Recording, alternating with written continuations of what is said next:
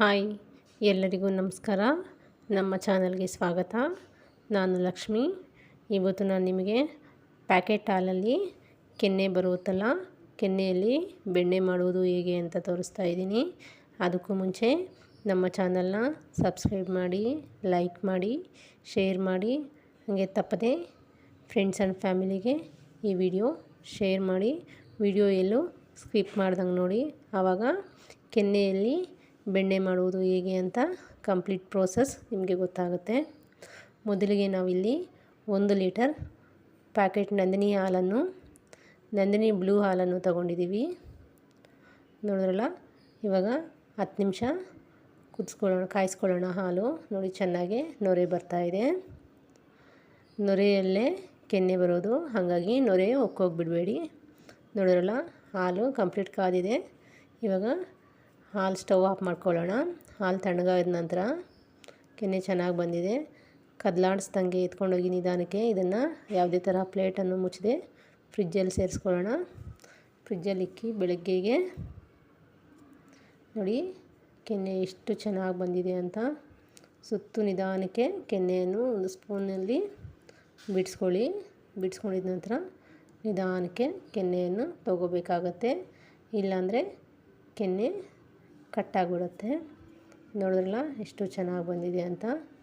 ಕೆನೆಯನ್ನೆಲ್ಲ ನಾನು 10 ದಿವಸದ ಕೆನೆ ಇದ್ದು 10 ದಿವಸದಿಂದ ಸ್ಟೋರ್ ಮಾಡಿ ಒಂದು ಬಾಕ್ಸಲ್ಲಿ ತೊಗೊಂಡು ಫ್ರಿಜ್ಜಲ್ಲಿ ಇಟ್ಕೊಂಡಿದ್ದೆ, ಡೀಪ್ ಫ್ರಿಜ್ಜಲ್ಲಿ. ನೋಡಿದ್ರಲ್ಲ, ಚೆನ್ನಾಗಿ ಮಿಕ್ಸ್ ಮಾಡೋಣ. ನೋಡಿ, ಡೈಲಿ ಅಷ್ಟೇ ಚೆನ್ನಾಗಿ ಮಿಕ್ಸ್ ಮಾಡಿ ಫ್ರಿಜ್ಜಲ್ಲಿ ಇಡೋದ್ರಿಂದ ತುಂಬ ಗಟ್ಟಿ ಆಗಲ್ಲ. ನೋಡಿ, ನಾನು ರಾತ್ರಿಯಲ್ಲಿ ತೆಗೆದು ಇದಕ್ಕೆ ಮೊಸರು ಹಾಕ್ತಾಯಿದ್ದೀನಿ ಕೆನೆಗೆ. ನೀವು ಬೇಕಂದರೆ ನಾಳೆ ಬೆಳಗ್ಗೆ ಬೆಣ್ಣೆ ತೆಗಿತೀರಾ ಅಂದರೆ ನೈಟಲ್ಲಿ ಮೊಸರನ್ನು ಹಾಕ್ಕೊಳ್ಳಿ, ಅಥವಾ ಸಾಯಂಕಾಲ ತೆಗಿತೀವಿ ಅಂದರೆ ಬೆಳಗ್ಗೆ ಇದಕ್ಕೆ ಮೊಸರನ್ನು ಸೇರಿಸ್ಕೋಬೇಕಾಗತ್ತೆ. ನಾವಿಲ್ಲಿ ಮನೆಗೆ ಮಾಡಿರುವಂಥ ಮೊಸರನ್ನು ಉಪಯೋಗಿಸ್ತಾ ಇದ್ದೀವಿ. ನೀವು ಮನೆಯಲ್ಲಿ ಮಾಡಿರುವ ಮೊಸರು ಇಲ್ಲ ಅಂದರೆ ಪರವಾಗಿಲ್ಲ, ಆಚೆ ಕಡೆಯಿಂದ ಪ್ಯಾಕೆಟಲ್ಲಿ ಸಿಗುವ ಮೊಸರೇ ಉಪಯೋಗಿಸ್ಬಹುದು. ನೋಡಿದ್ರಲ್ಲ, ನಾವಿಲ್ಲಿ ಒಂದು 4 ಚಮಚ ಮೊಸರನ್ನು ಸೇರಿಸ್ಕೊಂಡಿದ್ದೀವಿ.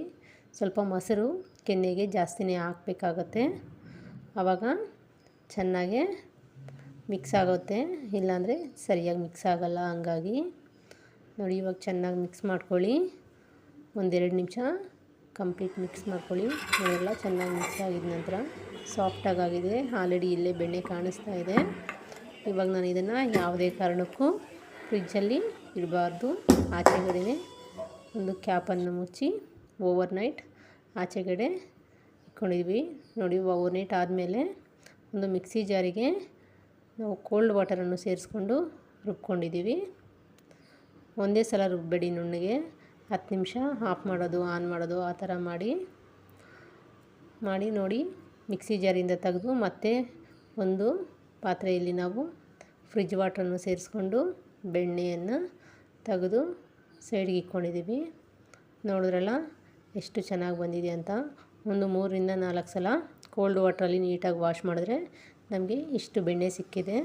ಮಿನಿಮಮ್ ಇದು ಅರ್ಧ kg ಬೆಣ್ಣೆ ಇದೆ. 10 ದಿವಸಕ್ಕೆ ಅರ್ಧ kg ಬೆಣ್ಣೆ, ಕೆನೆಯಲ್ಲಿ ಬಂದಿರುವಂಥ ಬೆಣ್ಣೆ ಅರ್ಧ kg. ಮಕ್ಕಳಿಗಂತೂ ತುಂಬಾ ಒಳ್ಳೆಯದು ಬೆಣ್ಣೆ, ತುಪ್ಪ, ಹಾಲು. ಹಾಗಾಗಿ ಬೆಣ್ಣೆ ಮನೆಯಲ್ಲೇ ಮಾಡಿರುವುದು. ನೋಡಿ, ಇದನ್ನು ಕರಗಿಸೋದು ಹೇಗೆ ಅಂತ ನಾನು ನೆಕ್ಸ್ಟ್ ಮತ್ತೊಂದು ವೀಡಿಯೋದಲ್ಲಿ ತೋರಿಸ್ತೀನಿ. ಅದಕ್ಕೂ ಮುಂಚೆ ನಮ್ಮ ಚಾನಲ್ನ ಸಬ್ಸ್ಕ್ರೈಬ್ ಮಾಡ್ಕೊಳ್ಳಿ. Thank you.